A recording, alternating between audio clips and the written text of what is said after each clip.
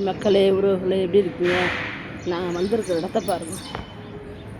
வள்ளலார் ஐயா மேட்டுக்குப்பம். இங்கே தான் அவர் வந்து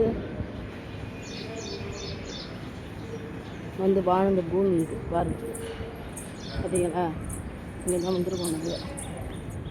வள்ளலார் ஐயாவோட பார்த்தீங்களா? வேன் சாப்பாடு வந்துருக்கு பாருங்க. எல்லாருக்கும் சாப்பாடு இறக்கிறதுக்கு திருநெல்வேலி நீரோடை இந்த இடம் வாழ்ந்த இடம் இது. நாங்கள் கடலூர் போகிறதுக்காக இங்கே வள்ளலார் அவருடைய இடத்துக்கு போகணும்னு வந்தோம். வாழ்ந்த பூமி இது. உங்கள் எல்லாருக்குமே தெரியும் வள்ளலார் ஐயா பற்றி. இன்றைக்கி அது தெரியல, எல்லாருக்கும் வள்ளலார் பற்றி தெரியும். ஏன்னா அவர் வாழ்ந்த நிறையா அவருடைய படைப்புகள் நிறையா. அவர் சொன்னார்,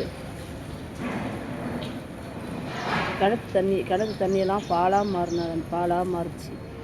எவ்வளோ பேருக்கு இந்த உலகத்திலேயே முதல்ல அன்னதானம் உருவாக்குற இடமே வள்ளலார் கோயில் தான். அதுக்கப்புறம் தான் எல்லா ஊர் கோயிலுக்கும் சாப்பாடு.